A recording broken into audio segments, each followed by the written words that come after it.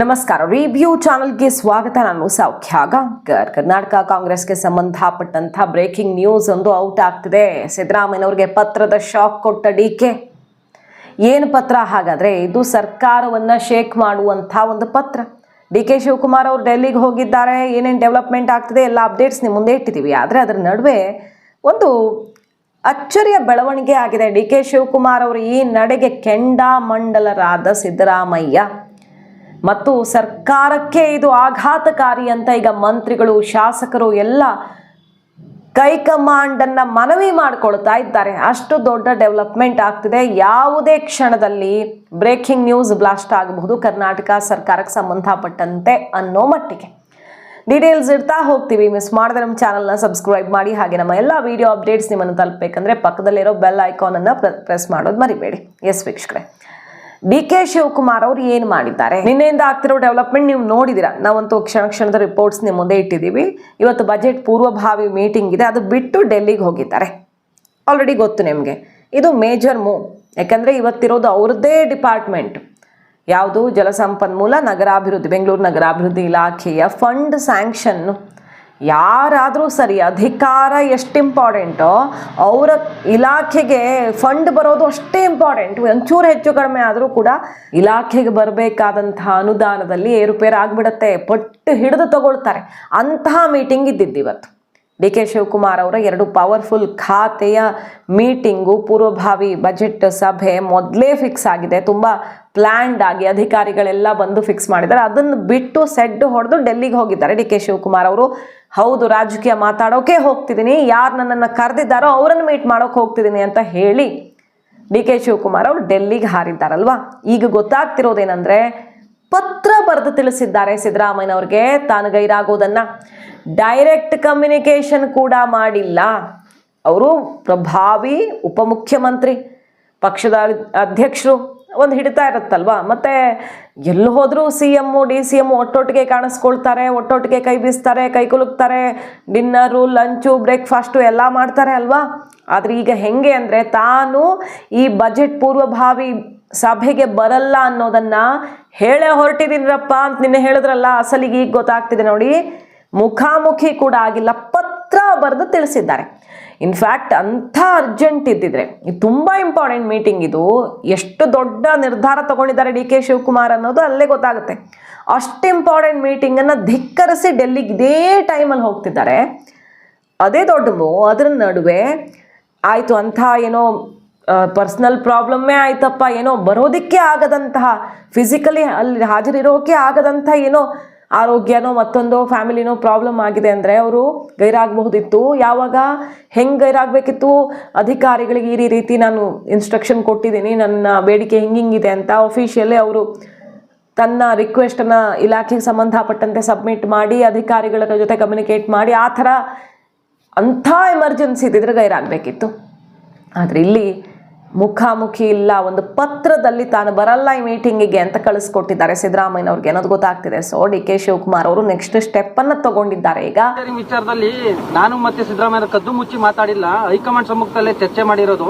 ಇವತ್ತು ಹೈಕಮಾಂಡ್ ನಾಯಕರನ್ನು ಭೇಟಿ ಮಾಡ್ತೀನಿ ಅಂತ ಹೇಳಿ ನಾನು ಅದ್ರ ಬಗ್ಗೆ ಮಾತಾಡಲ್ಲ. ಹೈಕಮಾಂಡ್ ಅವ್ರು ಏನ್ ಹೇಳ್ತಾರೆ ಅದನ್ನೇ ಅಂತಿಮ. ನೀವು ಸುಮ್ಮನೆ ಏನೇನೋ ಪ್ರಶ್ನೆ ಕೇಳಿದ್ರೆ ಅವ್ರು ಹೇಳಿದ್ರೆ ಅವ್ರನ್ನೇ ಕೇಳಿ, ನಂಗೆ ಗೊತ್ತಿಲ್ಲ. ಹೈಕಮಾಂಡ್ ಏನ್ ಹೇಳ್ತದೆ ಅದಕ್ಕೆ ನಾನು ಬದ್ಧ. ಈಗ ಬಜೆಟ್ ಸಿದ್ಧತೆ ಹೇಗೆ ನಡೀತಾ ಇದೆ ಸರ್? ಮತ್ತೆ ಡಿ ಕೆ ಶಿವಕುಮಾರ್ ಏನೋ ಪರ್ಮಿಷನ್ ತಗೊಂಡಿದ್ದಾರೆ ಸರ್ ಇವತ್ತು ಗೈರಾಗೋದು? ಹೌದು, ಲೆಟರ್ ಬರ್ದಿದ್ದಾರೆ. ಲೆಟರ್ ಬರೆದು ನನಗೆ ಅಸ್ಸಾಂನ ಮೀಟಿಂಗ್ ಇದೆ, ಅಸ್ಸಾಂ ಚುನಾವಣಾ ಮೀಟಿಂಗ್ ಇದೆ, ಅಲ್ಲಿಗೆ ಹೋಗ್ಬೇಕಾಗಿದೆ ದಿಲ್ಲಿಗೆ. ಅದಕ್ಕೋಸ್ಕರವಾಗಿ ನಾನು ಬರ್ಲಿಕ್ಕಾಗಲ್ಲ. ಅವರ ಉಪಸ್ಥಿತಿಯಲ್ಲಿ ಮೀಟಿಂಗ್ ಆಗುತ್ತಲ್ಲ ಸರ್? ಗೊಂದಲ ಏನಿಲ್ಲ. ಗೊಂದಲ ಯಾರಿಗೂ ಬೇರೆಯವ್ರಿಗಿರ್ಬೋದು, ನನಗೆ ಯಾವ ಗೊಂದಲನೂ ಇಲ್ಲ. ನೋಡ್ರಿ, ನಾನು ಸಿದ್ದರಾಮಯ್ಯನವರು ಏನು ಮಾತಾಡಿದ್ದೀವಿ ನನಗೆ ಗೊತ್ತು. ನಾವಿಬ್ಬರೇ ಕದ್ದು ಮುಚ್ಚಿ ಮಾತಾಡ್ಕೊಂಡಿಲ್ಲ. ನಮ್ಮ ಪಕ್ಷದ ವರಿಷ್ಠರು ನಾವು ಎಲ್ಲ ಸೇರಿ ಮಾತಾಡಿದ್ದೀವಿ. ಆ ಮಾತು ಪ್ರಕಾರ ಇಬ್ಬರು ನಾವು ಮಾತಾಡ್ಕೊಂಡಿದ್ದೀವಿ. ಬೇರೆಯವರೆಲ್ಲ ಇದಕ್ಕೆ ಟೆನ್ಷನ್ ತಗೊಳ್ಳೋದು, ಸ್ಟೇಟ್ಮೆಂಟ್ ಕೊಡೋದ್ರಿಂದ ಯಾರಿಗೂ ಏನೂ ಪ್ರಯೋಜನ ಆಗೋದಿಲ್ಲ. ಯಾರಿಗೂ ಏನು ಪ್ರಯೋಜನ ಇಲ್ಲ. ಅವ್ರು ಯಾರು ಸ್ಟೇಟ್ಮೆಂಟ್ ಕೊಡ್ತಾ ಇದ್ದಾರೆ, ನನ್ನ ಪರ ಕೊಡ್ತಾ ಇರ್ಬೋದು, ನನ್ನ ವಿರೋಧ ಕೊಡ್ತಾ ಇರ್ಬೋದು, ಮಂತ್ರಿಗಳಿರ್ಬೋದು, ಶಾಸಕರಿರ್ಬೋದು, ಯಾರೇ ಇರಲಿ, ಪಾರ್ಟಿ ಡ್ಯಾಮೇಜಿಂಗ್ ಸ್ಟೇಟ್ಮೆಂಟ್ಗಳೇ ಹೊರತು ಪಾರ್ಟಿಗೆ ಒಳ್ಳೇದು ಮಾಡೋ ಸ್ಟೇಟ್ಮೆಂಟ್ ಅಲ್ಲ.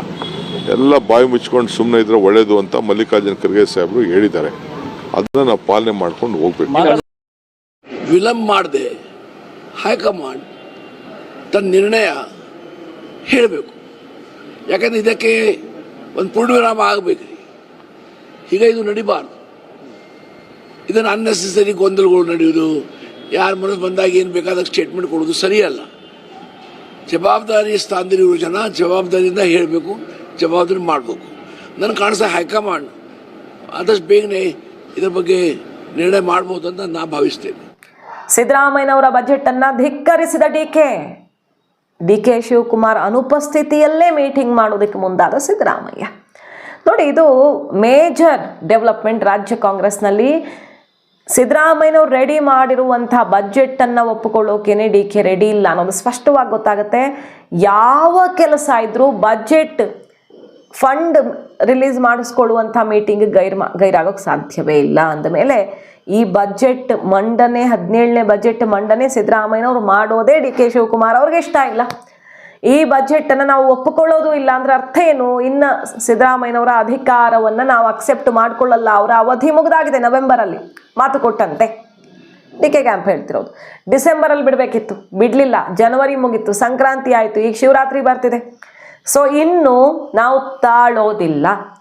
ತಾಳಿದವನು ಬಾಳಿಯಾನು ಅನ್ನೋದು ಗಾದೆ ಮಾತು ಈ ಕಾಲಕ್ಕಲ್ಲ.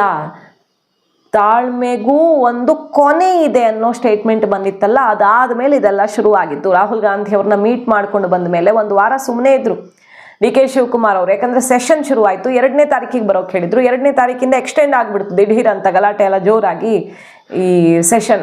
ಸೊ ಅನಿವಾರ್ಯವಾಗಿ ಸುಮ್ಮನಿರಬೇಕಾದ್ರು ಡಿ ಕೆ ಶಿವಕುಮಾರ್ ಅವರು. ಸೆಷನ್ನಲ್ಲೂ ದೊಡ್ಡ ದೊಡ್ಡ ಸಂದೇಶ ಎಲ್ಲ ಕೊಟ್ಟರು. ಕನಕೋತ್ಸವದಲ್ಲಿ 60 ಜನರನ್ನ ಕರ್ಕೊಂಡು ಹೋಗಿ ಶಕ್ತಿ ಪ್ರದರ್ಶನ ಮಾಡಿದ್ದಾಯಿತು. ಈಗ 90 ಶಾಸಕರು ನಮ್ಮ ಜೊತೆಗಿದ್ದಾರೆ ಅಂತ ಓಪನ್ ಆಗಿ ನಂಬರು ಹೇಳಿದೆ ಡಿ ಕೆ ಬಣ.